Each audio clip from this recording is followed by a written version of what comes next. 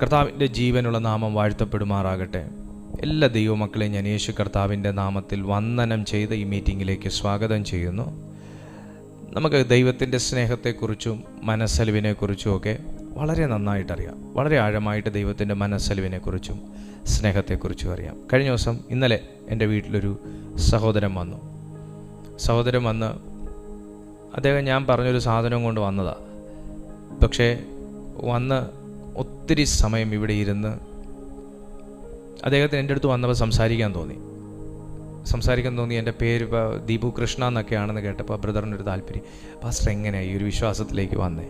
So ഞാൻ പറയുന്നതൊക്കെ കേട്ട് പുള്ളി പറഞ്ഞത്, കർത്താവിൻ്റെ സ്നേഹം എന്ന് പറഞ്ഞാൽ ഭയങ്കര ഒരു വല്ലാത്തൊരു അനുഭവം അല്ലേ പാസ്റ്ററെ എന്നോട് ചോദിച്ചു. അദ്ദേഹം ഒരു CSI ചർച്ചിൽ പോകുന്നൊരു ബ്രദറാണ്, സഹോദരനാണ്. അപ്പോൾ എനിക്ക് മനസ്സിലായി അദ്ദേഹത്തിൻ്റെ കണ്ണുകളിൽ ദൈവത്തെക്കുറിച്ച് കേൾക്കാനുള്ളൊരാഗ്രഹം, അദ്ദേഹത്തിൻ്റെ ഈ പാസ്റ്റർ എന്തെങ്കിലും ഒന്ന് ദൈവത്തെക്കുറിച്ച് പറഞ്ഞിരുന്നെങ്കിൽ എന്നുള്ളൊരു താല്പര്യം, അത് ഞാൻ അദ്ദേഹത്തിൻ്റെ കണ്ണുകളിൽ നിന്ന് വായിച്ചെടുത്തു. അങ്ങനെയുള്ളൊരു വ്യക്തി എൻ്റെ മുമ്പിൽ ഇരിക്കുമ്പോൾ ഞാൻ ദൈവവചനം പറയാതെ അദ്ദേഹത്തെ പുറത്തേക്ക് വിടുന്നത് ശരിയല്ലല്ലോ. അപ്പോൾ ഞാൻ പിടിച്ചിരുത്തി ഏകദേശം 1.5-2 മണിക്കൂർ ഞങ്ങൾ തമ്മിൽ സംസാരിച്ചു. ആ മനുഷ്യൻ എന്നോട് പറഞ്ഞത്, വാസ്തവത്തിൽ ദൈവത്തിൻ്റെ സ്നേഹം ഒരു വ്യക്തി അനുഭവിച്ചറിഞ്ഞു കഴിഞ്ഞാൽ എന്തൊക്കെ പ്രതിസന്ധികൾ വന്നാലും ആ വ്യക്തിക്ക് ഈ ഒരു വിശ്വാസം വിട്ട് പോകാൻ തോന്നത്തില്ല അല്ലേ പാസ്റ്ററെ? ഞാൻ പറഞ്ഞു, ഒരിക്കലും തോന്നത്തില്ല മോനെ. കാര്യം പോകണമായിരുന്നെങ്കിൽ ഞാൻ പോകണമായിരുന്നു. പക്ഷെ നമുക്ക് ഇത് സത്യമാണെന്നും റിയലാണെന്നും ഈ ദൈവം ജീവനുള്ളൊരു ദൈവമാണെന്നും നമ്മുടെ ലൈഫ് കൊണ്ട് നമ്മൾ എക്സ്പീരിയൻസ് ചെയ്യുമ്പോൾ, നമുക്ക് അനുഭവങ്ങൾ ഉണ്ടാകുമ്പോൾ നമ്മൾ ഇതിൽ ഉറച്ചു നിൽക്കും. അപ്പം അദ്ദേഹത്തിൻ്റെ അനുഭവത്തിൽ നിന്ന് പറഞ്ഞു, പാസ്റ്റർ പറഞ്ഞ സത്യമാണ്. ഒരു മനുഷ്യൻ്റെ കയ്യേക്കാളും അദ്ദേഹം കോടികൾ വാർഷിക വരുമാനമുള്ളൊരു മനുഷ്യനാണ്, ഒരു ബിസിനസ്സുകാരനാണ്. കോടികൾ വാർഷിക വരുമാനമുള്ളൊരു മനുഷ്യൻ. അദ്ദേഹം എന്നോട് പറഞ്ഞു, പാസ്റ്ററെ അക്കൗണ്ടിൽ ലക്ഷക്കണക്കിന് രൂപ കിടന്നിട്ടും എനിക്ക് സന്തോഷമില്ലാത്തൊരു സമയം ഉണ്ടായിരുന്നു. എനിക്ക് ഒത്തിരി സംവിധാനങ്ങളുണ്ടായിട്ടും എനിക്ക് സന്തോഷമില്ലാത്ത സമയം ഉണ്ടായിരുന്നു. പക്ഷേ ഞാൻ ഈ ദൈവത്തോട് കൂടുതൽ അടുക്കാൻ ശ്രമിക്കുകയും ആ സാമീപ്യം ഞാൻ അനുഭവിക്കുകയും ചെയ്തപ്പോൾ പക്ഷേ എൻ്റെ ജീവിതത്തിൽ എന്തെന്നില്ലാത്തൊരു സമാധാനം, എന്തൊരു ഭയങ്കര കംഫർട്ട് എനിക്ക് ഫീൽ ചെയ്തു. അതുകൊണ്ടാണ് ഞാൻ പാസ്റ്ററോടും ചോദിച്ചത്, ഈ ദൈവത്തിൻ്റെ സ്നേഹം ഒരു ഭയങ്കര വല്ലാത്തൊരു ഡെപ്തായിട്ടുള്ളൊരു കാര്യമാണ്. അദ്ദേഹത്തിൻ്റെ സുഹൃത്തുക്കൾ സമാധാനത്തിന് വേണ്ടി മദ്യപിക്കുമ്പോൾ ഈ മനുഷ്യൻ പറയും, എടാ അത് എൻ്റെ ആവശ്യമില്ല, നിങ്ങൾ യേശുവിലേക്ക് വന്നാൽ മതി, നിങ്ങൾക്ക് സമാധാനം ഉണ്ടാകും എന്ന് ഈ മനുഷ്യൻ പറയുമ്പോഴും അവർ പറയും, നിനക്കതൊക്കെ പറയാം, ഞങ്ങൾ അനുഭവിക്കുന്ന ഞങ്ങൾക്കേ അറിയത്തുള്ളൂ, ഞങ്ങൾക്ക് ഇതുണ്ടെങ്കിലേ പറ്റത്തുള്ളൂ എന്ന് പറഞ്ഞു. അവർ കണ്ണുനീരോടെ ആ മദ്യം കഴിക്കുന്നത് ഈ മനുഷ്യൻ്റെ കണ്ണുകൊണ്ട് കണ്ടിട്ടുണ്ടെന്നാണ് പറയുന്നത്. അതിൻ്റെ അർത്ഥം എന്താണെന്ന് ചോദിച്ചാൽ, അദ്ദേഹത്തിൻ്റെ സുഹൃത്തുക്കൾക്കും ലക്ഷങ്ങൾ വരുമാനമുണ്ട്, പക്ഷെ സമാധാനമില്ല. അദ്ദേഹത്തിൻ്റെ സുഹൃത്തുക്കൾക്ക് എല്ലാ സംവിധാനങ്ങളുണ്ട്, പക്ഷെ സ്വസ്ഥതയില്ല. എനിക്ക് വീട്ടിലോട്ട് പോണ്ടാന്ന് അവർ പറയുന്നത്. പക്ഷേ ഈ മനുഷ്യൻ പറയുന്നത്, എൻ്റെ തിരക്കൊന്ന് കഴിഞ്ഞാൽ എനിക്ക് ഓടി വീട്ടിലേക്ക് ചെന്നാൽ മതി എന്നാണ്, എൻ്റെ ഭാര്യയുടെയും കുഞ്ഞുങ്ങളുടെ അടുത്തേക്കൊന്ന് ചെന്നാൽ മതി എന്നാണ് എനിക്ക് തോന്നുന്ന ബ്രദറെ. പക്ഷേ എൻ്റെ സുഹൃത്തുക്കൾക്ക് അങ്ങനെയല്ല. അവർക്ക് വീടെന്ന് കേൾക്കുമ്പോൾ വെറുപ്പാണ്. അവർക്ക് വീടിൻ്റെ വഴിയേ അവർക്ക് സ്വപ്നത്തിൽ പോലും വരരുതെന്ന് അവരാഗ്രഹിക്കുന്നത്. ആ നിലയിൽ അവരുടെയൊക്കെ ജീവിതം, അതിനെ വെച്ച് നോക്കുവാണെങ്കിൽ നമ്മളൊക്കെ എന്ത് ഭാഗ്യവാന്മാരല്ലേ പാസ്റ്ററെ എന്ന് അദ്ദേഹം പറഞ്ഞു. ഞാൻ പറഞ്ഞു വന്നതിൻ്റെ സാരം എന്താണെന്ന് ചോദിച്ചാൽ, ഞാൻ നിങ്ങളുമൊക്കെ ഇരുന്ന് ഇത്ര സമാധാനത്തോടെ ഈ വചനം കേൾക്കുന്നതിൻ്റെ പിന്നിൽ വ്യാപരിക്കുന്ന ഒരു ദൈവത്തിൻ്റെ മനസ്സലിവുണ്ട്. ദൈവത്തിൻ്റെ മനസ്സലിവ് ഞാനാണേലും നിങ്ങളാണേലും അനുദിനം ആസ്വദിക്കുന്ന ദൈവസാന്നിധ്യത്തിനകത്തും ദൈവശക്തിക്കകത്തും കലർന്നിരിക്കുന്നൊരു ദൈവത്തിൻ്റെ മനസ്സലിവുണ്ട്. മുറിവേറ്റവരായിട്ട് ഒത്തിരി പേരുണ്ട് ഇതിനകത്ത്, രോഗബാധിതരായ ഒത്തിരി പേരുണ്ട് ഇതിനകത്ത്, തിരസ്കരിക്കപ്പെട്ടവരായ ഒത്തിരി പേരുണ്ട് ഇതിനകത്ത്, പല ജീവിത പ്രാരാബ്ധങ്ങൾക്കകത്തും തടസ്സങ്ങൾക്കകത്തും പെട്ടിരിക്കുന്ന ഒത്തിരി പേരുണ്ട് ഇതിനകത്ത്. പക്ഷേ എവിടെയൊക്കെയോ നിങ്ങൾക്ക് സസ്റ്റെയിൻ ചെയ്യത്തക്ക നിലയിൽ ചില കാര്യങ്ങളെങ്കിലും അനുകൂലമായി നിൽക്കുന്നതിൻ്റെ പിന്നിൽ, കെട്ടിടം മുഴുവനും ഇടിഞ്ഞു വീഴാതെ എവിടെയൊക്കെയോ താങ്ങി നിൽക്കുന്നതിൻ്റെ പിന്നിൽ താങ്ങി നിർത്തിയിരിക്കുന്ന ഒരു തൂണുണ്ട് എന്ന് പറയുന്നത് പോലെ ഒരു ബലമുള്ള ഒരു ഭാഗമുണ്ടെന്ന് പറയുന്നത് പോലെ ഞാനും നിങ്ങളുമൊക്കെ അനുദിനം അനുഭവിച്ചറിയുന്ന, അനുഭവിച്ചറിയുന്ന, ശരീര സംബന്ധമായി അനുഭവിച്ചറിയുന്ന, മനസ്സിൽ അനുഭവിച്ചറിയുന്ന ദൈവ സാന്നിധ്യത്തിൻ്റെ പിന്നിലും ദൈവശക്തിയുടെ പിന്നിലും ആശ്വാസത്തിൻ്റെ പിന്നിലുമൊക്കെ കലർന്നിരിക്കുന്നൊരു ദൈവത്തിൻ്റെ മനസ്സലിവുണ്ട്.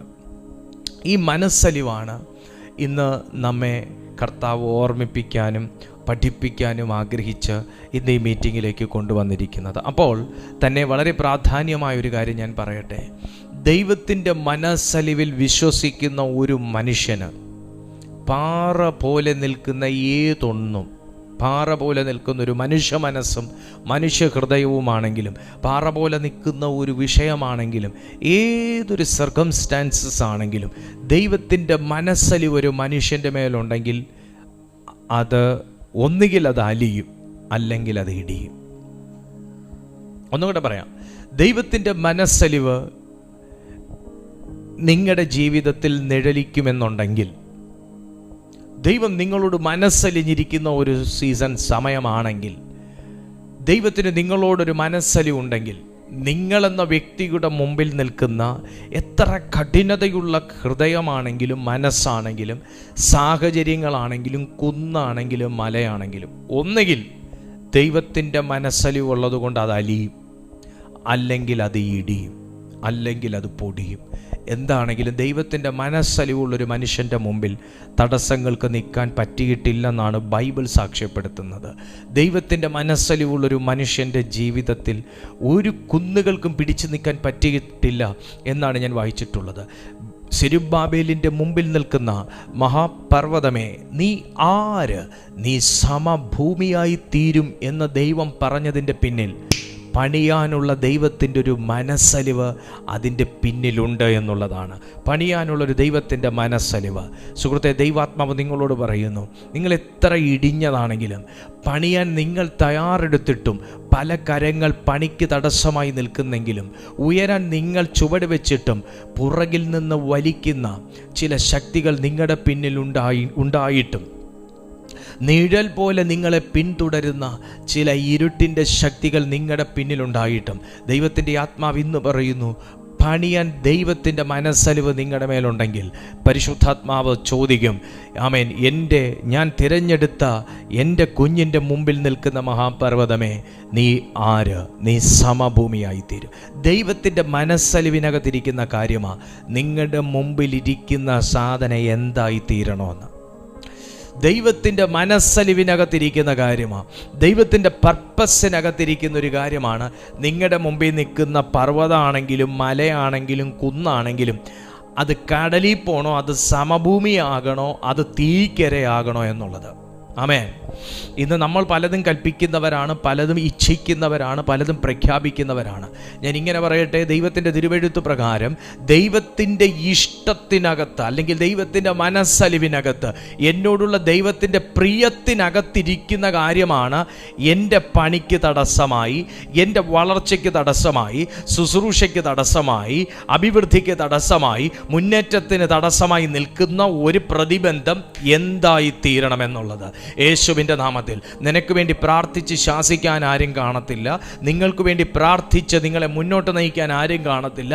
പക്ഷെ നീ വിളിക്കുന്ന ദൈവം ഇന്ന് ദൈവശബ്ദമായി അറിയിക്കുകയാണ്, നിങ്ങളുടെ മുമ്പിൽ നിൽക്കുന്ന ഒരു സിറ്റുവേഷൻ എന്തായി തീരണം, അത് സമഭൂമിയാകണമോ, സമതലമാകണമോ, അത് കടലിലേക്ക് ചാടിപ്പോകണമോ, അത് തീക്കിരയാകണമോ എന്നുള്ളത് ദൈവം നിങ്ങളെ സ്നേഹിക്കുന്ന സ്നേഹത്തിനകത്തിരിക്കുന്ന കാര്യമാണ്. ഇന്ന് വിശ്വസിക്കുമെന്നുണ്ടെങ്കിൽ പരിശുദ്ധാത്മാവ് അത് നമ്മുടെ ജീവിതത്തിൽ ചെയ്യാൻ പോകുവാണ്. വിശ്വസിക്കുമെന്നുണ്ടെങ്കിൽ പരിശുദ്ധാത്മാവ് അത് നമ്മുടെ ജീവിതത്തിൽ ചെയ്യാൻ പോകുവാണ്. എത്ര പേര് ആമേൻ പറയും? ഹല്ലേലൂയ, ഹല്ലേലൂയ, പ്രൈസ് ടു ജീസസ്. നമ്മൾ മത്തായി എഴുതിയ സുവിശേഷം 14-ാമത്തെ അധ്യായം അതിൻ്റെ 14-ാമത്തെ വാക്യം വായിക്കുമ്പോൾ നമുക്ക് വളരെ ആഴത്തിലൊരു കാര്യം മനസ്സിലാക്കാൻ പറ്റും.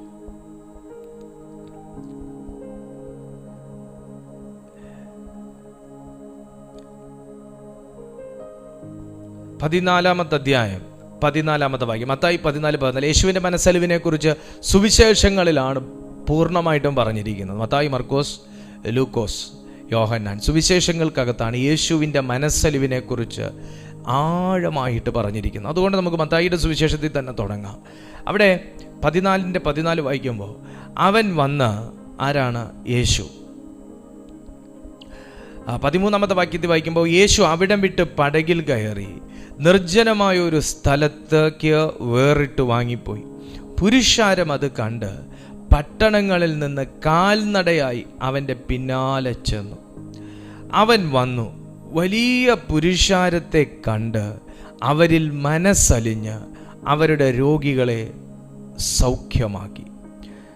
അവൻ വന്ന് വലിയ പുരുഷാരത്തെ കണ്ട് അവരിൽ മനസ്സലിഞ്ഞ് അവരുടെ രോഗികളെ സൗഖ്യമാക്കി. യേശു കർത്താവിൻ്റെ മനസ്സലിവിനെക്കുറിച്ച് നമ്മൾ ഇന്ന് ചിന്തിക്കുമ്പോൾ, യേശു കർത്താവ് വലിയ പുരുഷാരത്തെ കണ്ടതുകൊണ്ടാണോ മനസ്സലിഞ്ഞേ? അതോ അവരുടെ രോഗം കണ്ടതുകൊണ്ടാണോ മനസ്സലിഞ്ഞേ? അതോ ഇത് രണ്ടും കണ്ടല്ല, ഇവരുടെ മനസ്സ് കണ്ടാണോ മനസ്സലിഞ്ഞേ? ഇത് മൂന്നുമല്ലാത്ത മറ്റെന്തെങ്കിലും ഒരു കാരണം കൊണ്ടാണോ മനസ്സലിഞ്ഞേ? എന്നതായാലും യേശുവിൻ്റെ മനസ്സലിഞ്ഞു എന്ന് ദൈവവചനം പറഞ്ഞു. എന്നാൽ യേശു കർത്താവിൻ്റെ മനസ്സലിഞ്ഞതിൻ്റെ പിന്നിലെ ചേതോ വികാരം എന്താണ് എന്ന് പരിശോധിച്ചാൽ 15-ാമത്തെ വാക്യത്തിലേക്ക് നമ്മളൊന്ന് നോക്കുമ്പോൾ കാണാൻ പറ്റും, വൈകുന്നേരമായപ്പോൾ ശിഷ്യന്മാർ അവൻ്റെ അടുക്കൽ ചെന്നു. ഈ സ്ഥലം മരുഭൂമിയല്ലോ, നേരവും വൈകി എന്ന് അവിടെ എഴുതിയിരിക്കുന്നു. മരുഭൂമിയാണ് സ്ഥലം, നേരം നന്നേ വൈകി എന്ന് ശിഷ്യന്മാർ യേശുവിനോട് പറയുന്നു. അപ്പോൾ വൈകും നേരം വരെയും യേശു കർത്താവിൻ്റെ ഒരു സ്പർശനത്തിൽ വിശ്വസിച്ച് നിന്നവരവിടെ ഉണ്ട്. ഇന്ന് നേരെ ഇരുട്ടിയാലും യേശു തൊട്ടാലേ, സൗഖ്യമാക്കിയാലേ ഞാൻ ഇവിടുന്ന് പോകത്തുള്ളൂ എന്ന് തീരുമാനിച്ചവരുണ്ട്. യേശു ഇവിടെ എത്ര ദിവസം സ്റ്റേ ചെയ്യുമോ അത്രയും ദിവസം സ്റ്റേ ചെയ്തൊരു സ്പർശനം വാങ്ങിയിട്ടേ ഞാൻ ഇവിടുന്ന് പോകത്തുള്ളൂ എന്ന് ഡിസൈഡ് ചെയ്തവരുണ്ട്. അങ്ങനെ പല കൂട്ടർ പല മനോഭാവത്തോടെ, വിശ്വാസത്തോടെയാണ് ഈ മരുഭൂപ്രദേശത്ത് സ്റ്റേ ചെയ്യുന്നത്. ഞാനിങ്ങനെ പറയട്ടെ, ഓടി വന്ന് ഒരു കൈവെപ്പ് വാങ്ങിപ്പോയ ഒരു ചരിത്രത്തെക്കുറിച്ചല്ല ഇവിടെ പറയുന്നത്. നൂഴ്ന്നു കയറി വന്ന് പെട്ടെന്ന് യേശുവിനെ വന്ന് തൊട്ട ഒരു ചരിത്രത്തെക്കുറിച്ചല്ല ഇവിടെ പറയുന്നത്. വൈകും നേരം വരെ വെയിറ്റ് ചെയ്തു. ഒരുപക്ഷെ യേശുവിനെ അനുഗമിച്ചു വന്ന ഒരു കൂട്ടർ, യേശു യാത്ര പുറപ്പെട്ടതിൻ്റെ പുറകെ അടുത്ത പടക് കയറി യേശുവിനെ അനുഗമിച്ചു വന്നവർ ഈ കൂട്ടത്തിലുണ്ടാകും.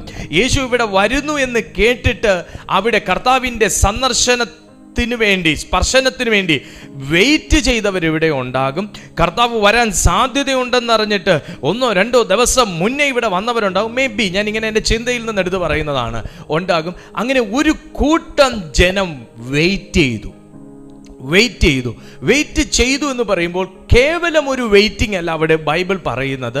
ശിഷ്യന്മാർ സാക്ഷ്യപ്പെടുത്തുന്നു, നേരം നന്നേ വൈകി. മേ ബി എനിക്ക് തോന്നുന്നു സൗഖ്യമായവർ അവിടെ വിട്ടു പോയവരുണ്ടാകാം, പോകാത്തവരുണ്ടാകാം. സൗഖ്യമായിട്ട് വീണ്ടും ആ പ്രസൻസിനകത്ത് തുടരുന്നവരുണ്ടാകാം. അടുത്തൊരു വ്യക്തിയിൽ എന്ത് കാണുന്നു എന്ന് ചിന്തിക്കുന്നവരുണ്ടാകാം. സൗഖ്യമാക്കുന്ന കൂട്ടത്തിൽ യേശു എന്ത് വചനം പറയുന്നു എന്ന് കേൾക്കാൻ ദാഹത്തോടെ ഇരിക്കുന്നവരുണ്ടാകാം. അങ്ങനെ പല മനോഭാവത്തിൽ ദൈവത്തിൻ്റെ സ്പർശനത്തിൻ്റെ സന്തോഷവും ദൈവത്തിൻ്റെ സ്പർശനത്തിൻ്റെ മഹത്വവും തിരിച്ചറിഞ്ഞ് ഒരു കൂട്ടം ജനം നേരം വൈകിയിട്ടും വിട്ടുപോകാതെ, പിരിഞ്ഞു പോകാതെ അവിടെ തുടരുന്നു എന്നുണ്ടെങ്കിൽ, തൻ്റെ അധരത്തിൽ നിന്ന് കേൾക്കുന്ന ശബ്ദത്തിനു വേണ്ടി വെയിറ്റ് ചെയ്യുന്നു എന്നുണ്ടെങ്കിൽ, അധരത്തിൽ നിന്ന് വരുന്ന ലാവണ്യ വാക്കുകളിൽ ഒന്നുപോലും നിലത്ത് വീഴാതെ സ്വന്തം മനസ്സുകൊണ്ടും ഹൃദയം കൊണ്ടും ഒപ്പിയെടുക്കുന്ന ഒരു കൂട്ടം വൈകിയ സമയത്തും യേശുവുമായി കണ്ടിന്യൂ ചെയ്യുന്നു എന്നുണ്ടെങ്കിൽ, ഞാൻ ദൈവാത്മാവിൽ പ്രവചിച്ചു പറയുന്നു, സൗഖ്യമായവർ മാത്രമല്ല ഈ കൂട്ടത്തിലുള്ളത്, സൗഖ്യമാകാനുള്ളവരും നേരം വൈകിയിട്ടും വെയിറ്റ് ചെയ്യുന്നത് കൊണ്ട്, ഇപ്പോഴും യേശുവുമായി കണ്ടിന്യൂ ചെയ്യുന്നത് കൊണ്ട്, വൈകിയാലും എൻ്റെ സൗഖ്യം യേശുവിങ്കിൽ നിന്ന് വരും, എൻ്റെ വിടുതൽ യേശുവിങ്കിൽ നിന്ന് വരുമെന്ന് ചിലർ വിശ്വസിച്ച് നേരം വൈകിയിട്ടും വെയിറ്റ് ചെയ്യുന്നത് കൊണ്ട്, കണ്ടിന്യൂ ചെയ്യുന്നത് കൊണ്ട് ദൈവത്തിൻ്റെ വചനം പറയുന്നു, യേശു മനസ്സലിഞ്ഞു, യേശു മനസ്സലിഞ്ഞു, യേശു മനസ്സലിഞ്ഞു. കേൾക്ക, യേശുവിനോട് കൂടെ ചേർന്ന് നിൽക്കുന്ന ശിഷ്യന്മാർ സമയം യേശുവിനെ ബോധ്യപ്പെടുത്തി. നേരം വൈകി സാധനങ്ങൾ കൊള്ളാൻ അവരെ ഗ്രാമങ്ങളിലേക്ക് പറഞ്ഞു വിടൂ എന്ന് പറഞ്ഞപ്പോ ആമേൻ പ്രയറിന് വന്ന അസിസ്റ്റൻസിന് അലിയാത്ത മനസ്സ്, പ്രയറിനെ സപ്പോർട്ട് ചെയ്യുന്ന അസിസ്റ്റൻസിന് അലിയാത്ത മനസ്സ്, പ്രയർ വാരിയേഴ്സിന് അലിയാത്ത മനസ്സ്, കർത്താവിൻ്റെ കൂടെ മിനിസ്ട്രി സപ്പോർട്ട് ചെയ്യുന്നവർക്ക് അലിയാത്ത മനസ്സ്, അവിടുത്തെ പ്രഥമ പുരുഷനായ യേശുവിന് അലിഞ്ഞു എങ്കിൽ ഞാൻ ദൈവനാമത്തിൽ നിങ്ങളോട് കൈമാറുകയാണ്, ദൈവത്തിൽ നിന്ന് എനിക്കൊരു സ്പർശനം ഉണ്ടാകുമെന്ന്, വൈകിയാലും എൻ്റെ വിടുതൽ ലഭിക്കുമെന്ന്, ഞാൻ വന്നിരിക്കുന്ന സ്ഥലം കറക്റ്റാണ്, ഞാൻ വിളിച്ചിരിക്കുന്ന നാമം കറക്റ്റാണ്, ഇന്ന് എനിക്കുള്ളൊരു വിടുതൽ ഉണ്ടെന്ന് ഭയങ്കരമായി വിശ്വസിച്ചിട്ട് നേരം ഒത്തിരി വൈകിയിട്ടും, കാലം ഒത്തിരി വൈകിയിട്ടും, സമയം ഒത്തിരി വൈകിയിട്ടും, വർഷങ്ങൾ ഒത്തിരി കടന്നുപോയിട്ടും ഇപ്പോഴും നിങ്ങൾ യേശുവുമായി തുടരുന്നത് കൊണ്ട് ഞാൻ ദൈവാത്മാവിൽ പ്രവചിക്കുന്നു, ഒരു മനസ്സലിവ് നിന്റെ വീട്ടിലേക്ക് കർത്താവ് കൈമാറിയിരിക്കും. നിങ്ങളുടെ തലമുറകളിലേക്കാകട്ടെ, നിങ്ങളിലേക്കാകട്ടെ, നിങ്ങളുടെ ജീവിതത്തിലേക്കാകട്ടെ, നിങ്ങളുടെ ഭാവിയിന്മേലാകട്ടെ, നിങ്ങളുടെ പേർക്കാകട്ടെ, നിങ്ങളോടാകട്ടെ, എൻ്റെ ദൈവത്തിൻ്റെ മനസ്സലിഞ്ഞിരിക്കും. ബൈബിൾ പറയുന്നു, നേരം വൈകിയിട്ടും യേശുവിൻ്റെ സ്പർശനത്തിനു വേണ്ടി കൊതിക്കുകയും വിശ്വസിക്കുകയും ചെയ്ത ഒരു കൂട്ടം തുടരുന്നു.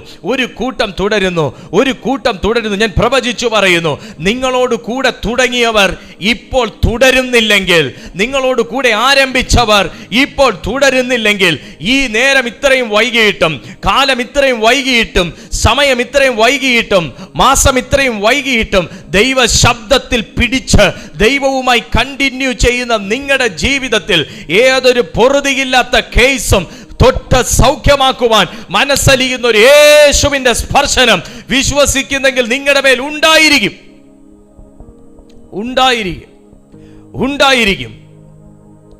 ഹല്ലേലൂയ. നേരം വൈകി, ഇതെല്ലാരും പറയും, കാലം കുറെ ആയല്ലോ കൈയടിക്കുന്നു, കാലം കുറെ ആയല്ലോ ആമേൻ പറയുന്നു, കാലം കുറെ ആയല്ലോ വിശ്വസിക്കുന്നു. പക്ഷേ നിങ്ങളുടെ കേസിന് മാത്രം എന്താ പൊറുതി വരാത്തതെന്ന് ചോദിക്കാൻ സാധ്യതയുണ്ട്. നേരം വൈകി ഇതെല്ലാരും പറയും, നിങ്ങളും പറയും, നേരം വൈകി കർത്താവേ, കാലം വൈകി കർത്താവേ, സമയം ഇത്രയും വൈകി കർത്താവേ, ഇനി എന്നാ? ഉടനെ നടക്കും എന്നൊക്കെ പറഞ്ഞിട്ട് വൈകി കർത്താവേ. നേരം വൈകി, സമയം വൈകി, പ്രായം കടന്നു പോകുന്നു, കാലം കടന്നു പോകുന്നു, ദിവസം കടന്നു പോകുന്നു, മാസം കടന്നു പോകുന്നു, വർഷം കടന്നു പോകുന്നു, വൈകി കർത്താവേ. അന്നേരം മാനുഷികമായുള്ളൊരു ചിന്ത ശിഷ്യന്മാരിൽ ഒരുത്തം വന്ന് പറഞ്ഞു, സാധനം കൊള്ളാൻ ഗ്രാമങ്ങളിലേക്ക് പറഞ്ഞു വിടട്ടെ. ഗ്രാമങ്ങളിൽ കൈയൊഴിയുക, ചില ദൗത്യങ്ങൾ ഏറ്റെടുക്കേണ്ടവർ തന്നെ കൈയൊഴിയുക. രാവിലെ മുതൽ ഈ സമയം വരെ കൂടെ ഉണ്ടായിരുന്നിട്ടും ദൗത്യം ഏറ്റെടുക്കേണ്ടവർ തന്നെ കൈയൊഴിയുക. പക്ഷെ ദൈവാത്മാവിൽ പറയട്ടെ കുഞ്ഞെ, കർത്താവിൻ്റെ നാമം പറഞ്ഞു നിൽക്കുന്നവരാ കൈയൊഴിയുന്നേ, എങ്കിലും കർത്താവ് നിന്നെ കൈ ഒഴിയത്തില്ലെന്നുള്ളതിൻ്റെ ഏറ്റവും വലിയ തെളിവാ അടുത്ത വാക്ക് പറയുന്നത്. യേശു അവരോട്, അവർ പോകുവാൻ ആവശ്യമില്ല, നിങ്ങൾ അവർക്ക് ഭക്ഷിപ്പാൻ കൊടുപ്പിൻ എന്ന് പറഞ്ഞു. മീൻസ് നമ്മളെ വിശ്വസിച്ച് നിൽക്കുന്ന ഒരു കുടുംബത്തെ നേരെ ഒത്തിരി വൈകി എന്തെങ്കിലും കഴിക്കണമെന്നുണ്ടെങ്കിൽ ടൗണിൽ എത്തിയാലേ ഉള്ളൂ, നിങ്ങൾ ഇപ്പം പുറപ്പെട്ടാലേ ടൗണിൽ നിന്ന് കിട്ടത്തുള്ളൂ കേട്ടോ എന്നും പറഞ്ഞ് നമ്മൾ പറഞ്ഞു വിടുവല്ല ചെയ്യണ്ടേ. എൻ്റെ നാമത്തിലല്ലേടാ അവരിവിടെ നിൽക്കുന്നേ, എനിക്കവർക്ക് കൊടുക്കാം, അല്ലെങ്കിൽ നിനക്കവർക്ക് കൊടുക്കാം. ശരിയാ. കർത്താവിൻ്റെ നാമത്തിൽ നിൽക്കുമ്പോൾ നമ്മളെ കെയർ ചെയ്യേണ്ട ഒരു കൂട്ടമുണ്ട്. നമ്മൾ ദൈവത്തിൻ്റെ നാമത്തിൽ നിൽക്കുമ്പോൾ നമ്മളെ സപ്പോർട്ട് ചെയ്യേണ്ട ഒരു കൂട്ടമുണ്ട്. നമ്മൾ ദൈവനാമത്തിൽ വിശ്വസ്തയോടെ നിൽക്കുമ്പോൾ നമ്മളെ സ്നേഹിക്കേണ്ട, കരുതേണ്ട ഒരു കൂട്ടമുണ്ട്.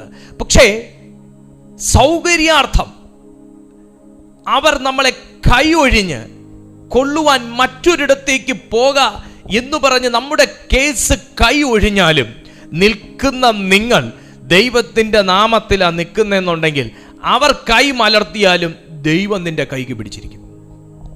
ഹല്ലേലൂയ. കാരണം കർത്താവ് പറഞ്ഞു അവർ പോകേണ്ട ആവശ്യമില്ല. ദൈവാത്മാവ് പറയുക, നീ ഫെയ്ത്തിൽ നിന്ന് പോകേണ്ട ആവശ്യമില്ല, നീ വിശ്വാസത്തിൽ നിന്ന് പോകേണ്ട ആവശ്യമില്ല, നീ ശുശ്രൂഷയിൽ നിന്ന് പോകേണ്ട ആവശ്യമില്ല, നിങ്ങൾ ഈ പ്രാർത്ഥനാ ജീവിതത്തിൽ നിന്ന് പോകേണ്ട ആവശ്യമില്ല. നിന്നെ അടുത്തൊരു ഗ്രാമത്തിലോട്ട് തട്ടാനും, അടുത്തൊരു ടീമിലോട്ട് തട്ടാനും, അടുത്തൊരു കൂട്ടത്തിലോട്ട് തട്ടാനും ഒക്കെ ഒത്തിരി പദ്ധതികൾ പുറകെ നടക്കും. പക്ഷേ നിന്നെ കണ്ടിരിക്കുന്ന കർത്താവ് പറയുന്നു, നീ പോകേണ്ട ആവശ്യമില്ല. നീ നിൽക്കുന്ന ഇടത്ത് നിന്നെ നിറയ്ക്കുന്നൊരു ദൈവമുണ്ട്. നീ സൗഖ്യത്തിന് വേണ്ടി നിൽക്കുന്നില്ലേ? നീ നിൽക്കുന്ന ഇടത്ത് നിനക്ക് സൗഖ്യം കൊണ്ടും നീ നിറയും. നീ നിൽക്കുന്ന പുല്ലിൽ നീ ഒന്ന് ഇരുന്നാൽ നിന്റെ വയറും നീ തിന്നു നിറയും. നിങ്ങൾ പോകേണ്ട ആവശ്യമില്ല. എൻ്റെ യേശുവിൻ്റെ വാക്ക് ഭയങ്കര പ്രാധാന്യമുള്ള. അവർ പോകേണ്ട ആവശ്യമില്ല. അവർ നിൽക്കുന്ന ഇടത്ത്, നിൽക്കുന്ന ഇടത്ത് സൗഖ്യം ഞാൻ അവർക്ക് വിളമ്പും. 2, നിൽക്കുന്നവർ അതേ പുല്ലിൽ ഇരുന്നാൽ അവരുടെ വയറിനുള്ളത് ഞാൻ വിളമ്പും. ഞാൻ യേശുവിൻ്റെ നാമത്തിൽ പറയുന്നു, വിശ്വാസ ജീവിതത്തിൽ വന്നിട്ട് ദാരിദ്ര്യത്തിൻ്റെ അനുഭവത്തിൽ പോലും ജീവിക്കുന്ന ആരെങ്കിലും ഉണ്ടെങ്കിൽ ദൈവം നിന്റെ അടുക്കളയെ സൂപ്പർ നാച്ചുറൽ റിലം തുറന്ന് നിറയ്ക്കാൻ പോവുക കുഞ്ഞെ. ആർക്കെന്തോ തോന്നിയാലും ശരി തന്നെ.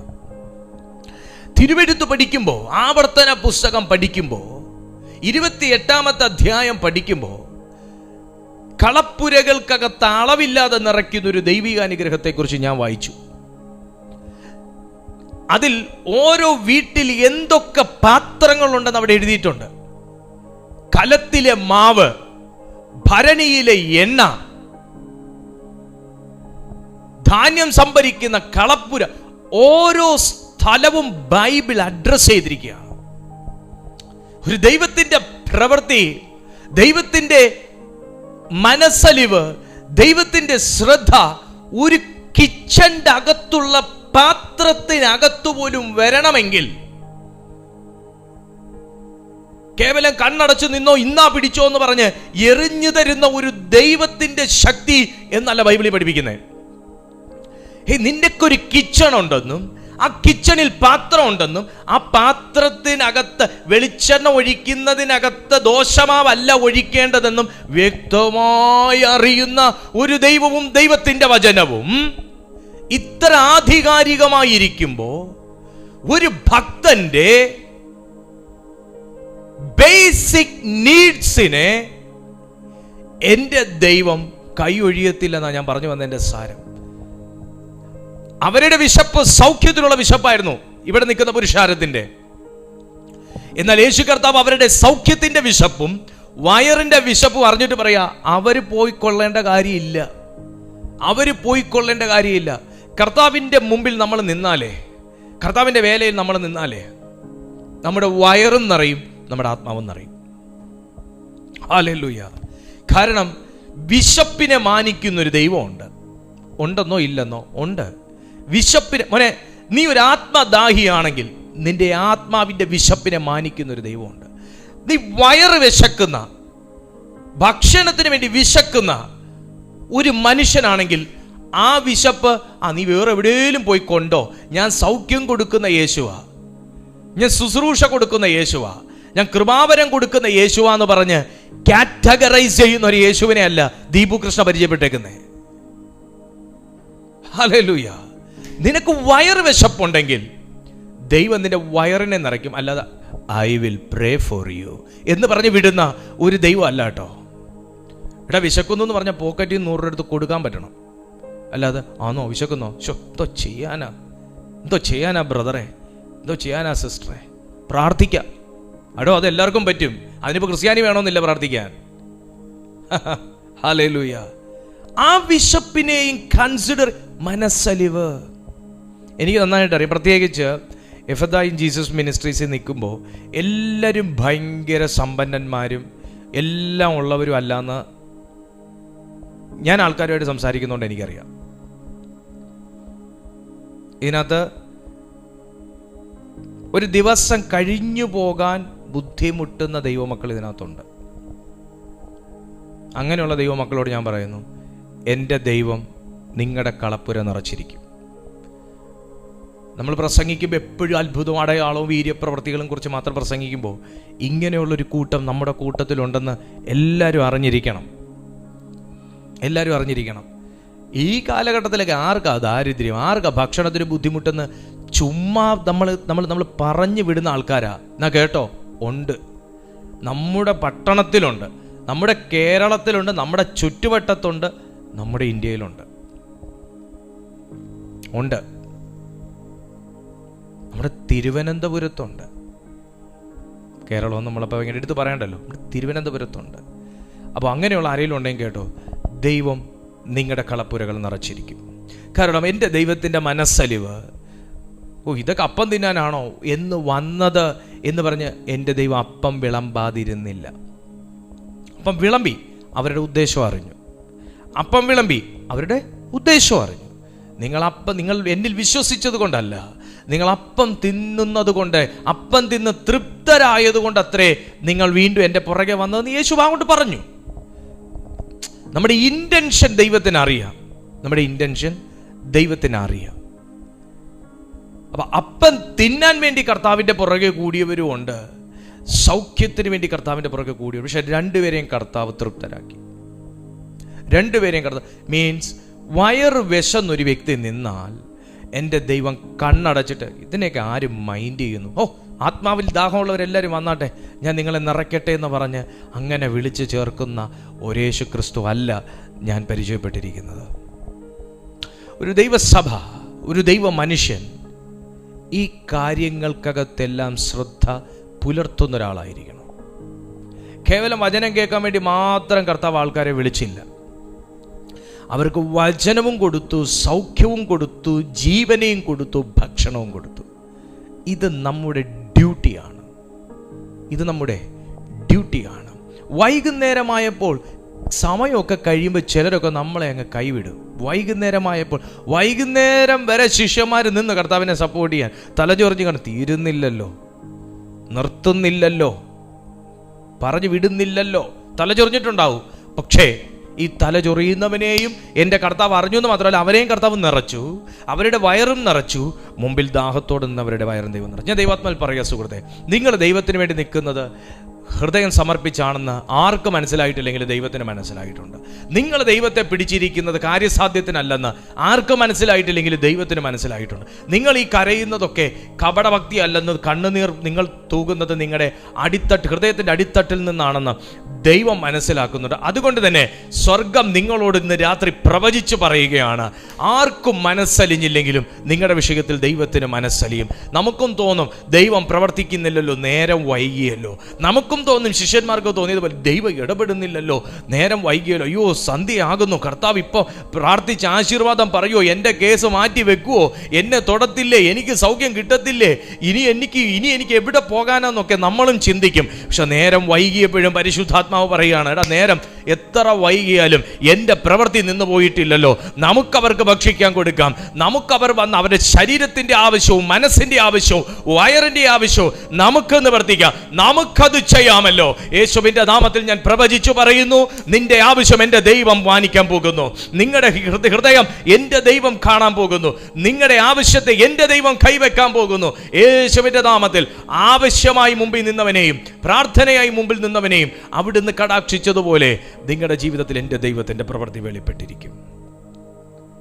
20-ാമത്തെ അധ്യായത്തിലേക്ക് പോകുമ്പോൾ, മത്തായി എഴുതിയ സുവിശേഷം തന്നെ 20-ാമത്തെ അധ്യായത്തിലേക്ക് പോകുമ്പോൾ അതിൻ്റെ 34-ാമത്തെ തിരുവചനത്തിലേക്ക് ചെല്ലുമ്പോൾ യേശു 32 കേട്ടോ, 32 മത്തായി എഴുതിയ സുവിശേഷം 20-ാമത്തെ അധ്യായം 32 മുതൽ 34 വരെയുള്ള വാക്യം. യേശു നിന്ന് അവരെ വിളിച്ചു, ഞാൻ നിങ്ങൾക്ക് എന്ത് ചെയ്യണമെന്ന് നിങ്ങൾ ഇച്ഛിക്കുന്നു എന്ന് ചോദിച്ചു. കർത്താവേ, ഞങ്ങളുടെ കണ്ണ് തുറന്ന് കിട്ടണം എന്നവർ പറഞ്ഞു.